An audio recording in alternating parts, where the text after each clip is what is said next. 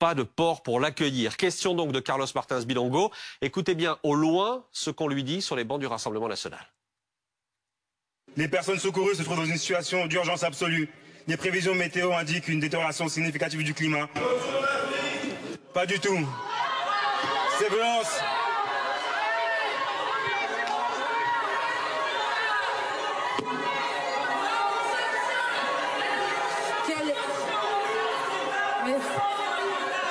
Quel est le député qui vient de prononcer cette phrase? Pardon? Mais...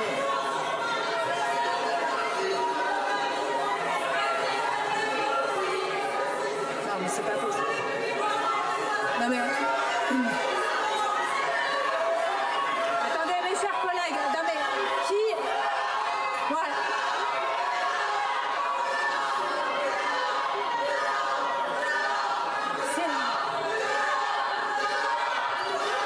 Je fais une suspension de séance de 5 minutes.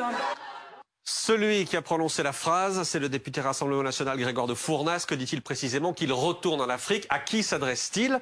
Pour Carlos Martins Bilongo, le député de la France Insoumise, cette phrase qu'il retourne en Afrique s'adresse directement à lui. Aujourd'hui, on m'a renvoyé à ma couleur de peau. Je suis né en France, je suis député français et je ne pensais pas aujourd'hui qu'à l'Assemblée nationale, j'allais me faire insulter. On m'a insulté moi et toutes les personnes qui sont en France et qui ont cette couleur de peau. Et c'était tellement triste d'arriver à être en novembre. Depuis 4 mois, nous siégeons ici et on voit la vraie face du Rassemblement national. C'est honteux, c'est complètement honteux d'être renvoyé à sa couleur de peau aujourd'hui. Jamais de ma vie, j'ai été enseignant dans ma vie. J'ai eu tous les métiers du monde. Aujourd'hui, je suis député de la nation et me faire insulter, c'est totalement honteux. Bonsoir Manuel Bompard. Bonsoir. Merci d'être avec nous, député de la France Insoumise. Pour vous, il n'y a aucun doute, ces mots, cette phrase, qu'il retourne en Afrique, s'adresser à votre collègue?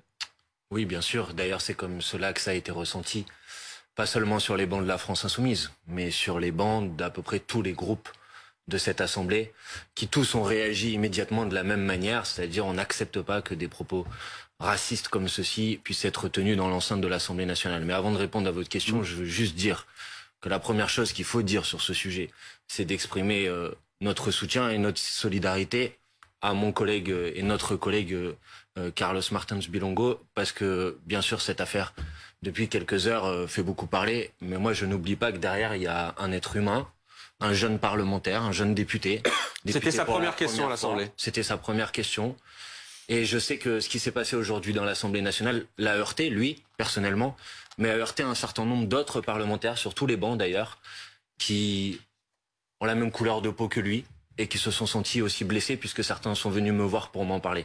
Et d'abord, je veux penser à eux. Pour le reste, il n'y a aucun doute sur l'intention et la nature du propos qui a été tenu aujourd'hui dans l'enceinte de l'Assemblée nationale. C'était un propos raciste, inacceptable, et j'espère qu'il sera sanctionné le plus durement possible. Sauf qu'en face, le député Rassemblement national Grégoire de Fournas dit que cette phrase « qu'il retourne en Afrique » était adressée aux bateaux et aux migrants en Méditerranée. On l'écoute.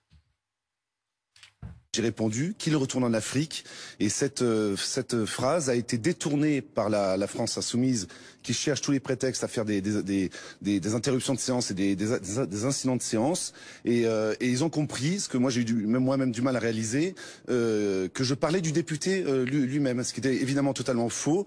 On est là dans une manipulation dont la France Insoumise a l'habitude, c'est-à-dire de déformer les propos des adversaires pour les diaboliser. J'ai pas d'excuses à prononcer vis-à-vis de ce député.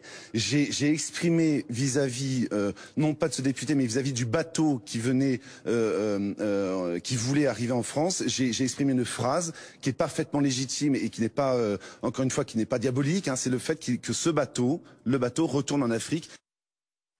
Qu'est-ce que vous lui répondez? Lui vous répond d'une certaine manière manip politique de la part notamment de la France Insoumise. D'abord, je lui réponds que il n'y a pas que les députés de la France Insoumise qui ont entendu la phrase qu'il a prononcée dans l'hémicycle de l'Assemblée nationale, et Olivier Marleix, qui est le président du groupe Les Républicains et qui est donc pas très éloigné dans l'hémicycle de cette personne et qu'on peut pas accuser de proximité avec la France Insoumise, a dit qu'il avait entendu exactement la même phrase. Donc présenter, comme essaye de le faire le Rassemblement national, notre dénonciation face à ce qui s'est passé aujourd'hui comme étant une manipulation d'un groupe politique en particulier ne tient pas la route. Je lui réponds également que sa défense est tout aussi odieuse que les propos qu'il a tenus. D'abord parce que c'est totalement absurde. Le bateau dont nous parlons ne vient pas d'Afrique, c'est un bateau qui appartient à des ONG et qui essaye de sauver dans la mer Méditerranée des personnes qui essayent de la traverser et qui se retrouvent dans des situations de détresse. Et je lui réponds enfin que qu'il ait dit retourne en Afrique, qu'il retourne en Afrique, tu n'as qu'à retourner en Afrique ou je ne sais quoi. Ces phrases-là, toutes, sont celles que des millions de Français dans ce pays entendent depuis leur plus jeune âge quand ils vont à l'école, quand ils vont dans la rue. Et on leur dit retourne en Afrique, t'as qu'à retourner en Afrique. Et ils le prennent comme tel, c'est-à-dire comme le fait qu'on les renvoie à leur couleur de peau, alors qu'ils sont français, nés en France, qu'ils ont vécu en France. Carlos Bilongo a été instituteur en France, militant. Pourquoi ils devraient subir ce type de phrase dans la société de manière générale? C'est insupportable et ça l'est d'autant plus dans l'enceinte de la société. Mais vous comprenez que ce n'est pas le même sujet, qu'il ait dit qu'il retourne en Afrique au singulier ou qu'il retourne en Afrique au pluriel. C'est pas le même sujet. Pour moi, c'est précisément la même chose et de toute façon, vous ne pourrez pas avoir la réponse à cette question parce que, sauf erreur de ma part, quand on parle pas au pluriel ou au singulier. Donc, de facto, on n'aura pas la réponse à cette question. Mais qu'il ait dit l'un, qu'il ait dit l'autre, donc il y a un doute. Donc il y a un doute. Qu'il ait dit l'autre, qu'il ait voulu dire l'un ou qu'il ait voulu dire l'autre, dans tous les cas de figure, sans exception. C'est une phrase inacceptable, c'est une phrase raciste. Et pour le reste, si certains veulent s'amuser à défendre maintenant ce député, je vous invite à lire les dizaines de tweets qu'il a publiés depuis 3-4 ans sur son compte Twitter, que maintenant il est en train de supprimer. On va en parler dans une seconde. À une personne sur Twitter, si tu veux être avec des Africains, on va en parler dans une seconde. En Afrique, il parlait du bateau là aussi. On va en parler dans une seconde. Benjamin Duhamel. Oui, non. J'allais vous poser une question. Vous faisiez partie de ceux qui, sur les motions de censure, expliquiez que, eh bien, pourquoi pas, on pourrait voter celle du Rassemblement national. Est-ce que là, quand on voit ce qui s'est passé avec les députés Rassemblement national, vous regrettez d'avoir émis cette possibilité? On entend des appels du côté du gouvernement qui disent, compte tenu de ce qui s'est passé, il faut que la France insoumise s'engage solennellement à ne plus jamais partager de motion de censure. Ce que vous faites est ignoble. Mais je vous pose une question. Non, ce que vous faites, c'est pas une question, c'est un procès ignoble. Vous laissez entendre. Monsieur Bompard, s'il vous plaît. Oui. Au début de l'émission tout à l'heure, il était 22h.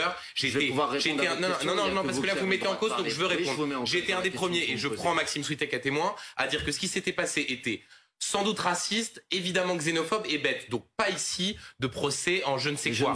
Je vous pose la... Si, vous venez de dire ce que vous dites est ignoble. Donc je vous réponds juste, je vous pose la question. Est-ce que compte tenu de ce qui s'est passé, à partir du moment où vous étiez un membre, un parlementaire expliquant que la France insoumise pourrait voter la motion de censure du RN, je vous pose la question si, a posteriori, vous regrettez ces propos. D'accord. Et par ailleurs, oui, mais simplement, c'est assez logique que je vous pose la question. D'accord. Alors, je vais vous répondre plusieurs choses. Premièrement, je n'ai pas dit la France insoumise pourrait voter la motion de censure du RN. J'ai parlé d'un cas particulier. C'était dans l'hypothèse où le président de la République s'entêtait à essayer de faire passer la réforme des retraites à travers un projet de loi de finances de la sécurité sociale. J'ai dit à ce moment-là que s'il y avait des motions de censure, je trouvais légitime de se poser la question de les voter, premièrement. Deuxièmement, si je vous dis que cette question me paraît ignoble, je vais vous dire pourquoi. Parce qu'elle laisse l'impression, elle donne l'impression que avant ce qui s'est passé aujourd'hui dans l'Assemblée nationale, on avait une forme de proximité avec le Rassemblement national. On n'en a jamais eu. Jean-Luc Mélenchon a toujours combattu. En tweet, à 50 voix après, le gouvernement... C'est la vérité, c'est factuel. D'accord.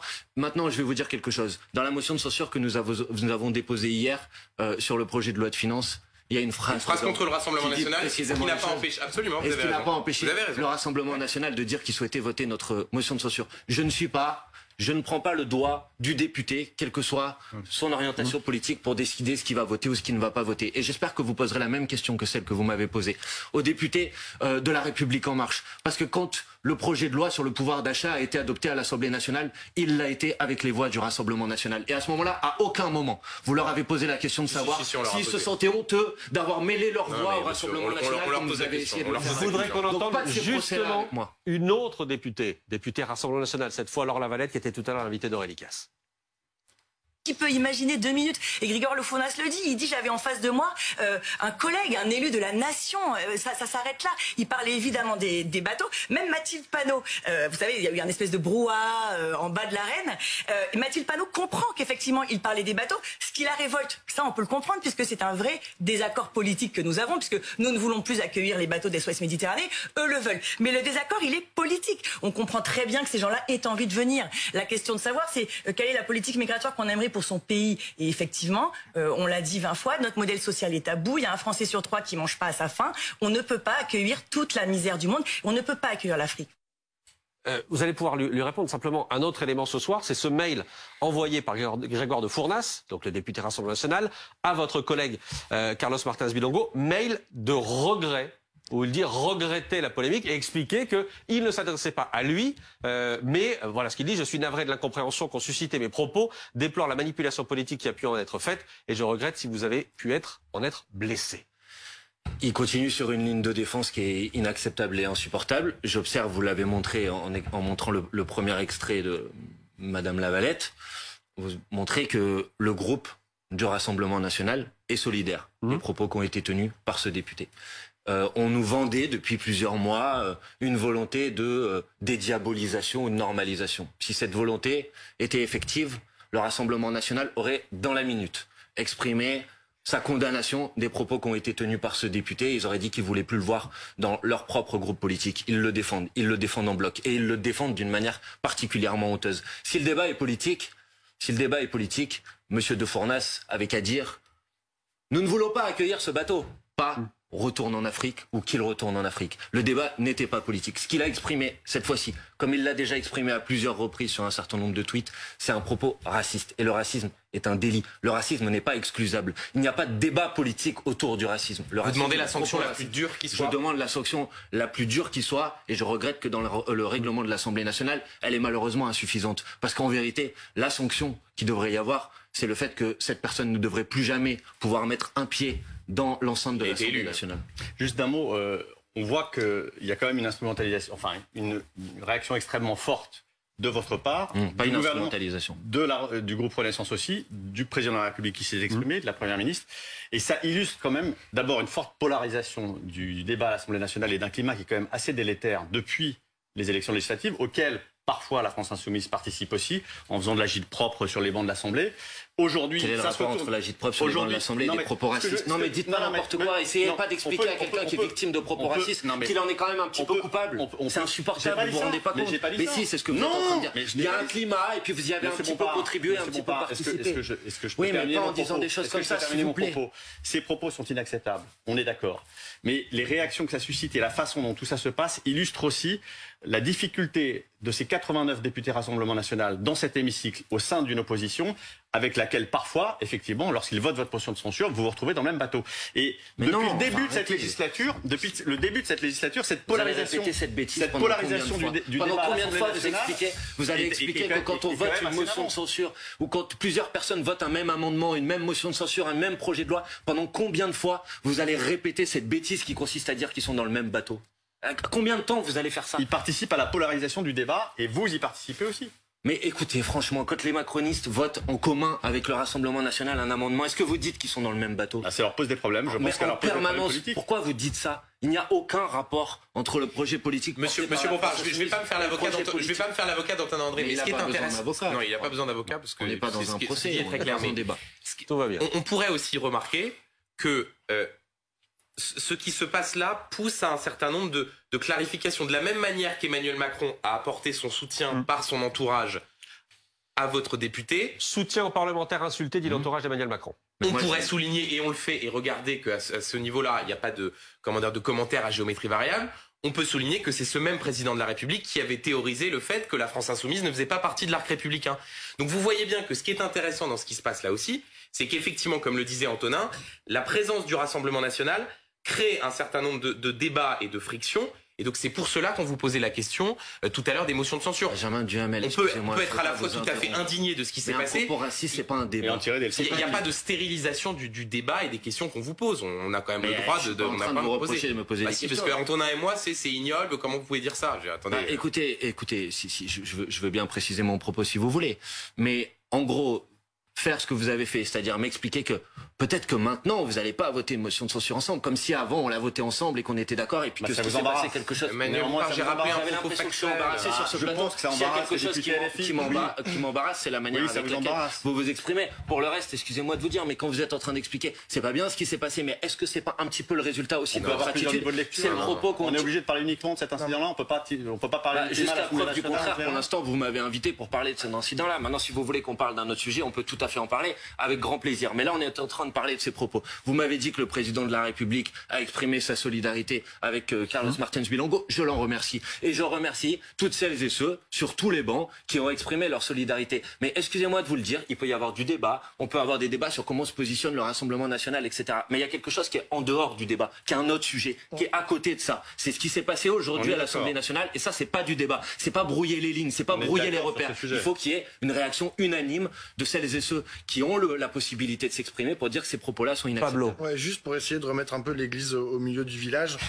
En fait, effectivement, il y a deux choses. Il y a les stratégies politiques qui sont menées par la France insoumise et par la NUPES en général, qu'il est légitime d'interroger en permanence. Et il y a la question de la lutte antiracisme et de la lutte antiraciste et de ce qu'on fait en fait du racisme lorsqu'il est exprimé de façon aussi explicite dans l'enceinte de l'Assemblée nationale, dans les médias, sur les réseaux sociaux, etc.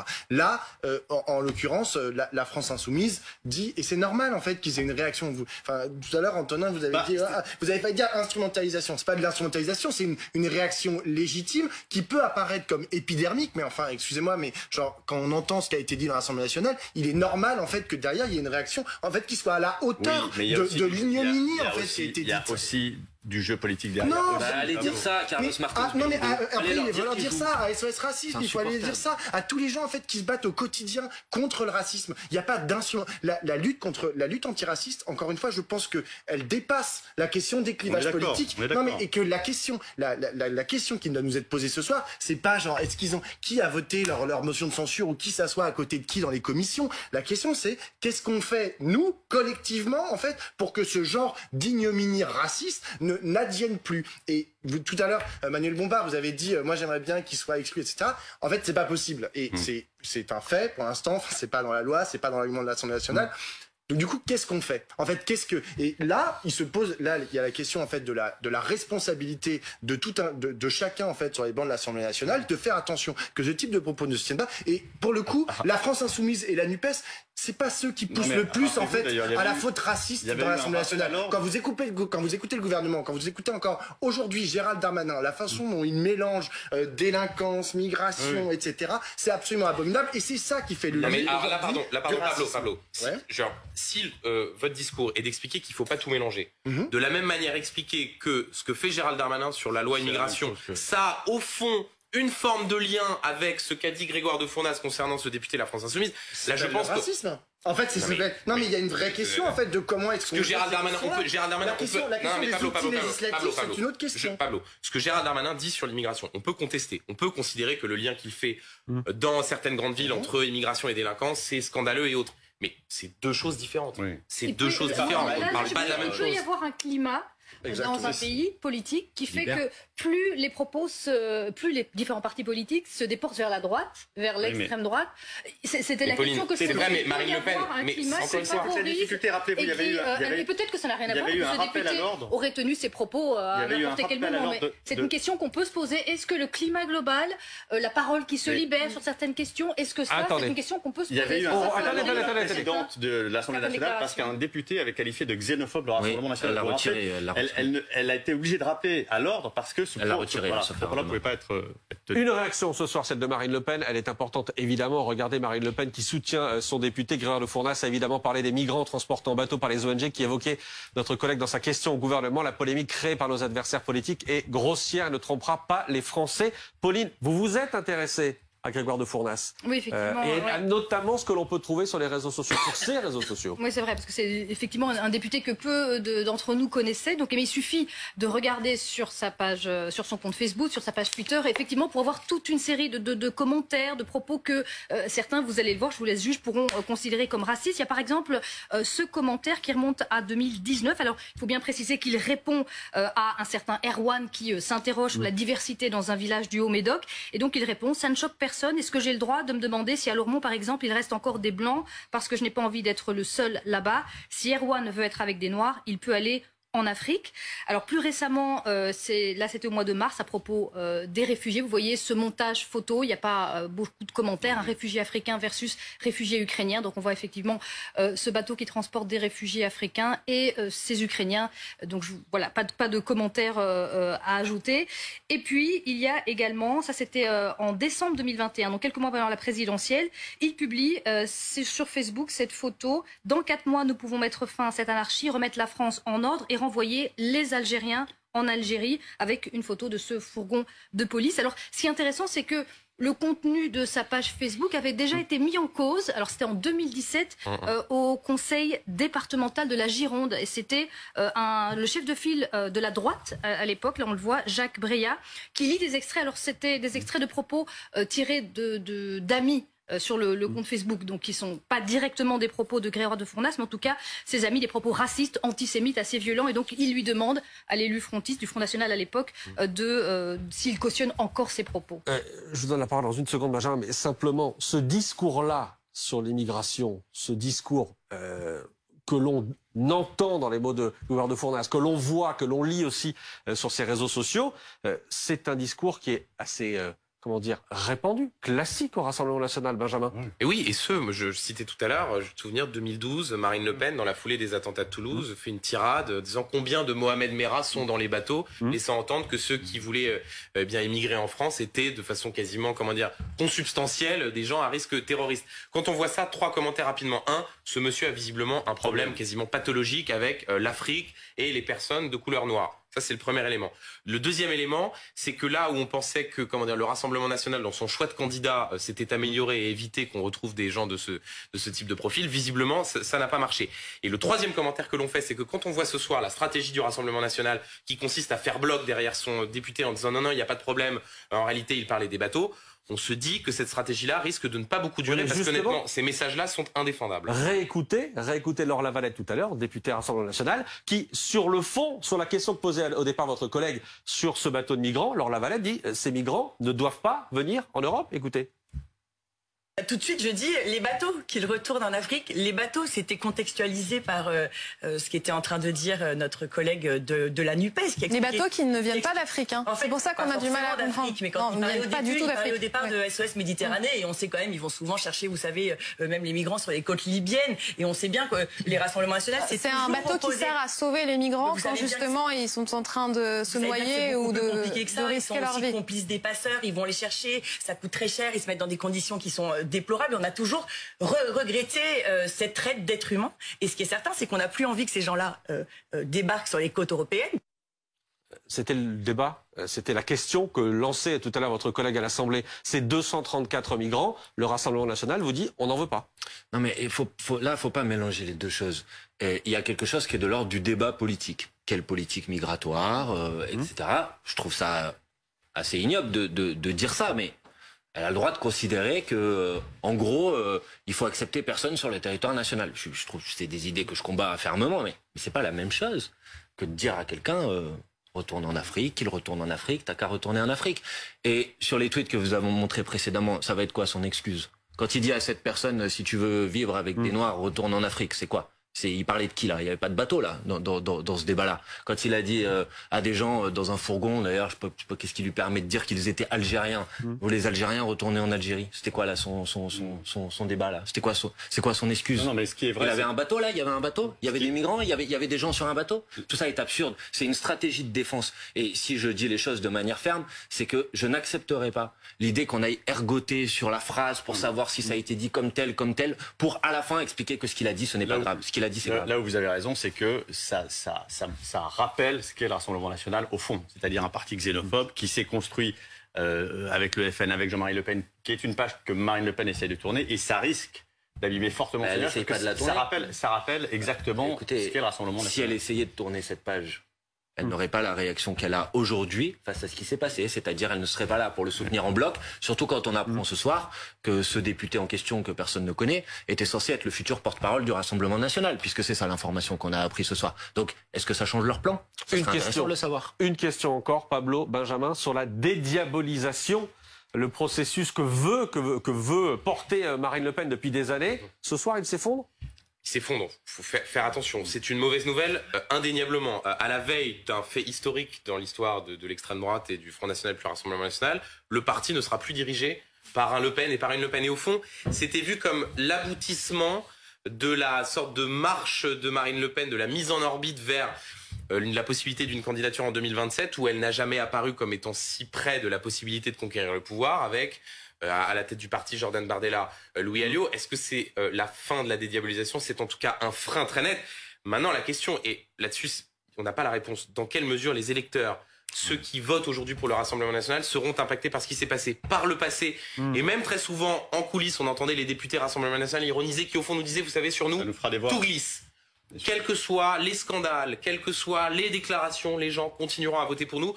Donc là-dessus, ceux qui se disent qu'aujourd'hui, c'est une sorte de d'écroulement ou d'effondrement de la stratégie de Marine Le Pen, quand on regarde les sondages aujourd'hui, même s'il y aura peut-être une évolution, la force politique qui bénéficie de la donne instable, c'est en l'état Marine Le Pen et le Rassemblement National. Pablo, en un mot? Oui, moi, je n'ai jamais cru à cette théorie de la dédiabolisation du Rassemblement national. Enfin, je veux dire, à part qu'elle caresse des chats et je sais pas quoi, et qu'elle fait rentrer les télévisions chez elle et qu'elle sourit souvent, excusez-moi, mais le racisme, c'est toujours leur fonds de commerce. Et les gens qui votent Rassemblement national, ils savent très bien pourquoi ils votent. Et donc, je ne serais pas étonné que ils cautionnent ce type de propos, les types de propos de députés de Fournas. Donc, ça changera rien, en fait, à la dynamique. Pour moi, la question, encore une fois, c'est la question du racisme en France et la façon dont on la traite collectivement.